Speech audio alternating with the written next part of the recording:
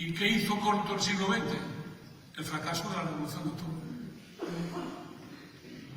Entonces vivimos, como dicen los italianos, una crisis epocal. Pero esta crisis es objetiva, no es subjetiva, que muchas veces la subjetivizamos, pero es objetiva. Que se podría plantear así. Nunca como hoy ha sido tan necesario el socialismo y nunca como hoy parece tan lejano. Es más, ese es el dato objetivo. La subjetivización es la siguiente. Es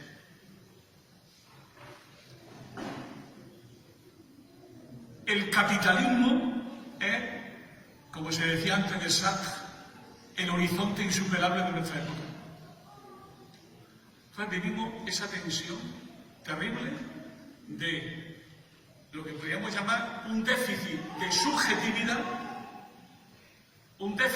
subjetividad alienada entre la necesidad cada vez más palpable, tocable con los dedos, de superar el capitalismo, que el capitalismo nos lleva al desastre, que tenemos más razones que nunca para ser anticapitalistas, y luego la enorme dificultad de convertir eso en un proyecto político. ¿Cómo convertimos eso en un proyecto político? Esa insuficiencia. Por eso, yo creo que hay siempre como dos posibilidades, ¿no? Que en español es o te pasa o no llega, ¿no? Que hay dos posibilidades, ¿no? Es el quedarse en la gestión positivista de la realidad o romper con la realidad porque la realidad no lo entiende. Esa es la tijera en la que estamos. Yo creo que tenemos que superar eso. ¿Cómo? Con la gente. Es la única posibilidad que tenemos.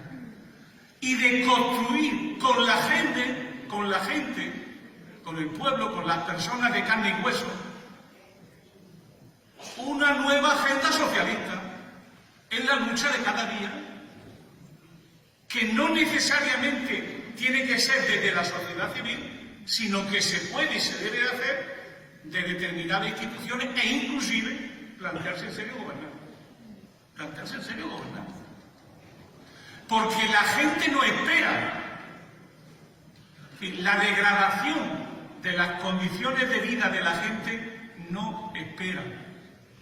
Y se puede y se deben de tomar medidas fuertes y duras desde ya para cambiar las condiciones de vida de la gente, para que tengan más dignidad, pero tener más dignidad significa tener más salario. Tener más salario significa tener más derechos, y tener más derechos significa tener más poder. El problema es que la gente no tiene poder, y como no tiene poder se comporta como la gente sin poder, manipulable siempre por los que tienen el poder. Luego nosotros tenemos que crear las condiciones para que la gente tenga más poder, que es un poco lo que yo creo que está haciendo Corbyn en Gran Bretaña, lo que está haciendo Mélenchon en Francia, y en parte lo que modestamente está haciendo Unidos Podemos en España. No entro mucho en los temas de Portugal porque no los conozco bien y no quiero meter la pata. Pero es así, es decir, somos capaces de hacer las cosas de una determinada manera. Claro, Estado-nación, Europa. Muchos tuvieron la ilusión de la Europa federal. Es parte de los genes de la izquierda. Unir una Europa, Estados Unidos de Europa. Bueno, hay gente que vio eso como posible y deseable. Pero hoy ya sabemos muy bien que eso no será así, que nunca habrá Estados Unidos de Europa. Lo que habrá es este gigantesco caos que es la Unión Europea y que está hecho para expropiar de derechos, de libertades y de bienestar a las mayorías sociales. Esa es la Europa que queda, la que está actuando. Y pongo un ejemplo, usted que es un conocido especialista en relaciones internacionales, que para mí es siempre la prueba del 9 de esto, que es lo siguiente. Antes había un gran ministro italiano magnífico llamado Rúfulo que decía, cuando éramos superpotencia, Italia antes era una superpotencia, ahora no es nada. Y el problema es, pero vamos a ver, si la Unión Europea es la primera potencia económica del mundo, ¿por qué cuando nos unimos tenemos menos poder que cuando estábamos separados? Esa es la gran pregunta. ¿Por qué contamos menos ahora que estamos juntos? Antes, cuando hablaba de Gol, la cosa se notaba, ¿no? O cuando hablaba Mamila, o cuando hablaba del agua, o cuando hablaba de Gasperi. O sea, la Europa que funcionaba. Yo sé que ese mundo ha cambiado, no voy a entrar ahí. Pero sí decir que la Europa actual es un conjunto de estados que tienen como objetivo fundamental liquidar el Estado social y poner freno para siempre a la reivindicación de los trabajadores de un nuevo mundo y de una nueva sociedad. Y eso es, a mi juicio, un elemento decisivo que además se ha ido concretando en este tiempo. ¿Es todo malo necesariamente? No. Yo soy en esto, sigo siendo europeísta, en este sentido. Yo soy partidario de una Europa confederada, que nunca me quite a mí mi soberanía. Yo no estoy dispuesto a compartir la soberanía popular del pueblo español con nadie. Así de simple. Si eso queda claro, yo pacto con los demás, pues cosa importante. Lo que nunca pactaré es tener una moneda dirigida por Alemania. Nunca lo pactaré. Nunca lo pactaré. No vayan ustedes a pensar que me va a salir el ramalazo iberista y hablaré de la confederación con Portugal. No. No teman ustedes que los viejos castellanos no querrán intervenir aquí. Pero sí creo que nos merecemos vivir un poquito más juntos, ¿no? Y conocernos mejor y llegar a acuerdos. Casi todos los ríos de ustedes comienzan en el pedazo de España. Bueno, alguna cosa tendríamos que ponernos de acuerdo sobre eso y muchas cosas más y conocernos un poquito mejor y sobre todo llegar nosotros a la altura de ustedes, que casi todos hablan castellano y nosotros no hablamos portugués y nos cuesta un trabajo terrible. Nos cuesta un trabajo terrible hablar portugués. Y termino con dos cosas más. Nosotros, un viejo comunista, gran economista italiano llamado Claudio Napoleoni, en la época final de su vida se metió mucho en política, ¿no? Y era senador independiente comunista.